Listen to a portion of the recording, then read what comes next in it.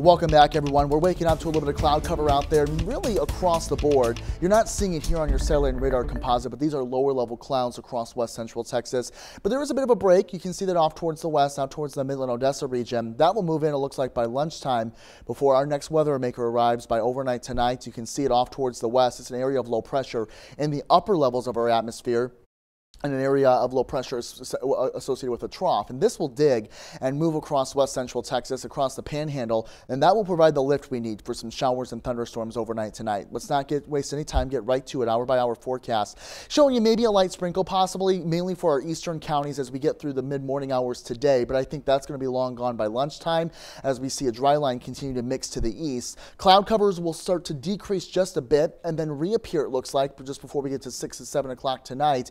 And then look, our next chance for showers and thunderstorms arrive into the overnight hours about 9, 10 o'clock tonight. And you can see that linear line stretching anywhere from north of Interstate 20 down through our far eastern counties, including Concho, Tom Green County, Sutton, Schleicher, and Crockett counties. And then will likely become a little bit more filled in as we go through time. You'll notice, though, some of this bowing that you see here. This is what's indicated by what could be some strong gusty winds, west to east winds, as these sets of storms begin to move through. So we'll continue to watch this. It looks like, though, we'll see them begin to die off. It looks like before sunrise, before another shot of some showers and thunderstorms on the backside of it. I think we'll also increase the coverage as we get into Friday as well, before we start to see us dry out and just in time for the weekend.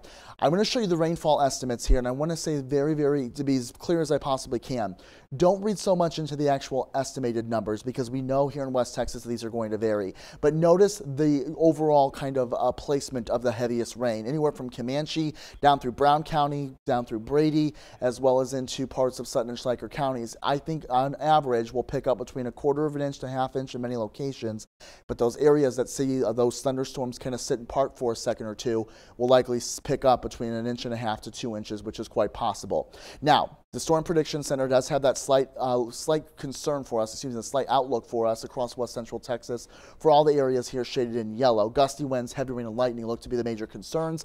This does not look to be a tornadic event. We just don't have the lower level dynamics in play to be able to see that. So here's what I'm expecting. Wednesday night into early Thursday morning, damaging winds, large hail seem to be the biggest concerns for us. That tornado threat is going to be super, super low. And then we also could see some flash flooding in some of our areas as well, especially if we see them in some of the more populated areas, Abilene, San Angelo, for example. As you know, those areas tend to flood quickly. This afternoon, I do expect to see a mix of the sun and clouds for us. Temperatures will climb, a very muggy day for us too, into the low to mid 90s across west central Texas. The rest 7 days show you that as we wrap up the rain coverage on Friday after a cold front passes, we will be back in the 80s for Saturday and Sunday, and even the start of next week looking nice and dry with temperatures in the upper 80s. Much of the same for the Concho Valley. Storms late today will continue overnight tonight and into Thursday and Friday with a passing cold front, slightly cooler Friday before the 80s arrive back for the weekend.